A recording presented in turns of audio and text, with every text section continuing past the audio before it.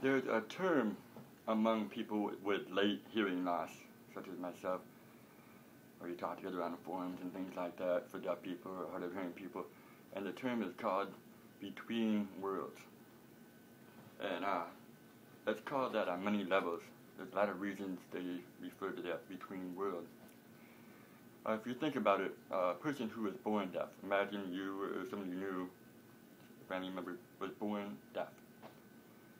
Of course, the first thing a parent would do is find out if there's anything they can do to fix their hearing, to restore their hearing.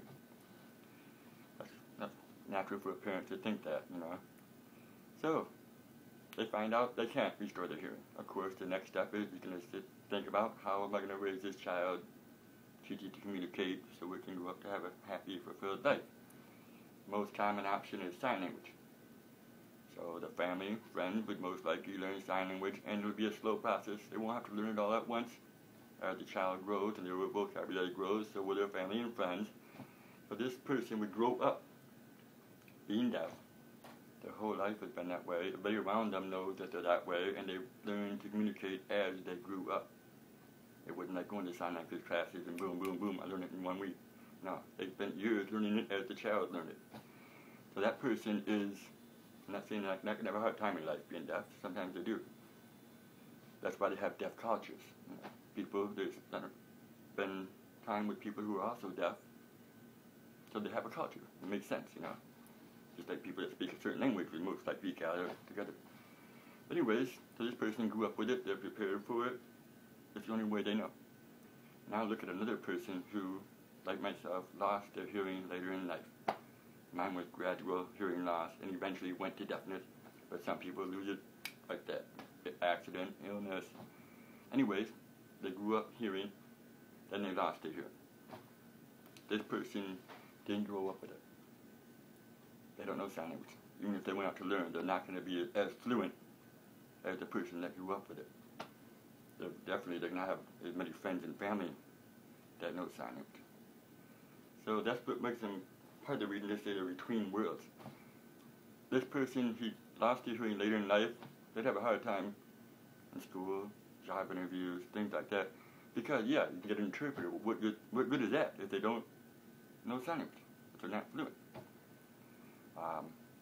There's so many places where a deaf person would need an interpreter, but a late deaf person would not be prepared for the interpreter. It could be something about law, like in court, or even get pulled over by the police, school, teachers. Even if you get an interpreter, it's not going to help if you don't know sign language. If you can't read it fast enough, the class would actually be fast-spoken, the interpreter would be on the side of the class, and you have to follow along at the same speed as the rest of the kids. And it's really not possible for people who lost their hearing later in life. That's one of the reasons people feel in between worlds. The other one is I touched on it, deaf culture. Deaf culture is great for the people that are members of deaf culture. I respect it, I know people in it, I've hung around with them, but I'm not a part of that group. Kind of like viewed as a friend, but not a member, you know. And that's the same thing with hearing culture, which is most of the world. Yeah, I have friends, family, I love them all, they love me, everything's great, but as a deaf person, they still saw that uniqueness of me, a deaf person. One of the first things they would do is they introduce me to somebody or talk about me from across the room and say, oh, that's that guy, he's deaf. See, it's not like they're being mean, but it makes me a little bit outside of that class too. Even if it isn't true in their mind, that's how it feels. In a way, it is that way. So, person that loses their hearing later in life, they aren't part of deaf culture, they aren't completely part of hearing culture. Between worlds. They can be friends, you get along great with both. But that's just the reality of the situation. And it's the same way with many disabilities. I don't like that word, I like the word difference. Yeah. So, I make these videos to help people who have hearing loss or deafness, or mostly the people that know or close to someone that has hearing loss or deafness. The reason I made this video is to explain this thing that might be going through their mind, the in-between world feeling that they have. Just you being a loved one of theirs and understanding that will be a big help. The biggest thing deaf people have to overcome, especially people that lose their hearing later in life, is the people in their life, getting them to understand what it's like for them.